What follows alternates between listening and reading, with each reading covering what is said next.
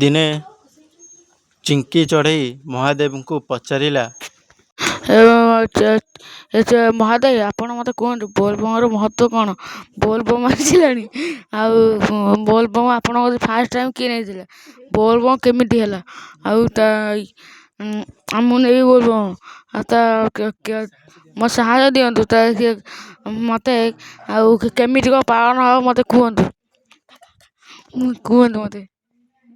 ମୁଁ ମୋର first time ପାଇଁ ଯିବି, ମୋତେ ସାହସ ଦିଅନ୍ତୁ ପ୍ରଭୁ।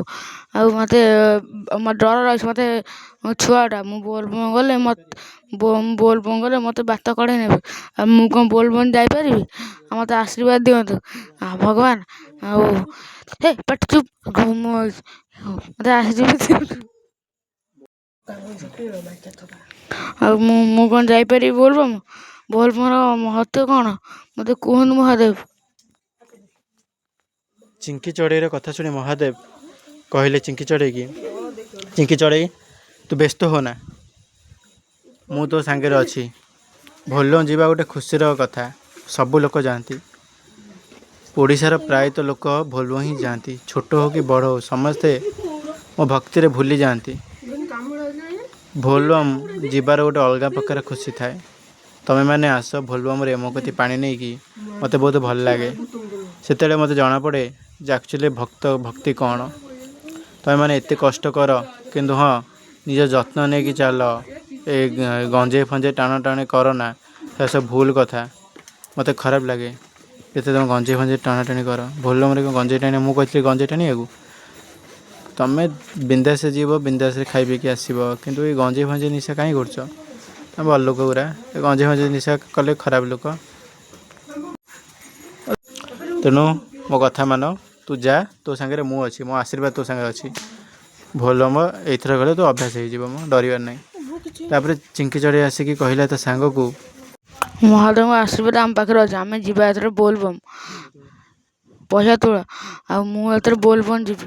ଶ୍ରାବଣ ମାସ ଆସିଲାଣି, ଆମେ ଗୋଟେ ଯେଉଁ ଡିଜେ ବକ୍ସ କରିବା। ମୋ ଡିଜେ ବାଲା ମୋ ସାଙ୍ଗ, ସେ ଡିଜେ ବାଲାକୁ ଆଣିବା। ଆଉ ଡିଜେ ବାଲା କେତେ କ'ଣ ନେବ କି? ସେ ତା ସାଉଣ୍ଡ ଭଲ ଆସୁଛି, ଆଉ ସେ ଭଲ ବଜୁଛି। ଆମେ ଏଥର କେଉଁଠି ବୋଲବମ୍ ଯିବା ତୁ କହୁନୁ? ଆଉ କେତେ ଟଙ୍କା ତୋଳିବା କହ? ଆମେ 2 ଜଣ ଯିବା ନା ଆଉ କାହାକୁ କହିବା? ତୋ ସାଙ୍ଗ କିଏ ଅଛି କହ? ଯିବା ବୋଲବମ୍ ଫାର୍ଷ୍ଟ ଟାଇମ୍ ଏଥର। ଆମ ଗଡ଼ଗଡ଼ିଆ ପାଣି ଉଠେଇ ଲିଙ୍ଗରାଜ ମନ୍ଦିରରେ ପାଣି ଢାଳିବା। ଆଉ ଏଥର ଆମେ ବୋଲବମ୍ ଫାର୍ଷ୍ଟ ଟାଇମ୍ ଯିବା। ଆଉ ଶିବ ମୋ ସ୍ୱପ୍ନ ଦେଇଥିଲେ, କହିଥିଲେ କି ଚିଙ୍କି ଚଢ଼େଇର ସାଙ୍ଗ ତା କଥା ଶୁଣି କହିଲା, ହଁ ସାଙ୍ଗ, ତୁ ଠିକ୍ କଥା କହିଛୁ। ବୋଲବମ୍ ଯିବା, ନାଚ ଗୀତ କରିବା, ପାଣି ନେଇକି ଆସିବା, ଶିବଙ୍କ ମୁଣ୍ଡରେ ପାଣି ଢାଳିବା। ସେ ତ ପୁରା ମଜାମସ୍ତି ରାସ୍ତାରେ କରିକି ଆସିବା। ଆଉ ଆସିଲା ବେଳେ କିଛି ଖାଇବା ପିଇବା ବ୍ୟବସ୍ଥା ହେଇଛି ନା ନାହିଁ? ଆଉ ଭୋକ ତ ସମସ୍ତଙ୍କୁ କରିବ, ସେଠି ରହିକି କିଛି ସମୟ ଖାଇବା। ଆଉ ପୁରା ତାପରେ ଯିବା ମଜାମସ୍ତି କରିକି ପୁରା ଧୁମଧାମରେ ଆସିବା, ଶିବ ମୁଣ୍ଡରେ ପାଣି ଢାଳିବା।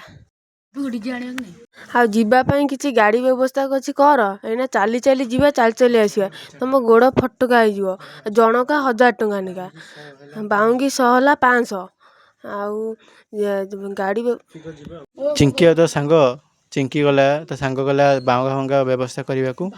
ଚିଙ୍କି ବି ଭାବୁଥାଏ ଭଲ ମଜା ଏଥର ଯିବି, ମୋ କେତେ ସୌଭାଗ୍ୟ। 2 ଜଣ ଗଲେ ନିଜ ନିଜ ବାଉଙ୍ଗା ପ୍ରସ୍ତୁତ କଲେ। ସାଙ୍ଗମାନେ ତମମାନେ ଯିବ ତ? କାରଣ ବୋଲବମ୍ ଯିବା ବହୁତ ଭଲ କଥା। ତମେ ଯାଅ, ବୁଲାବୁଲି କର, ଚ୍ୟାନେଲକୁ ଟିକେ ସବସ୍କ୍ରାଇବ୍ କରିଦେବ ଆଉ। Thank you.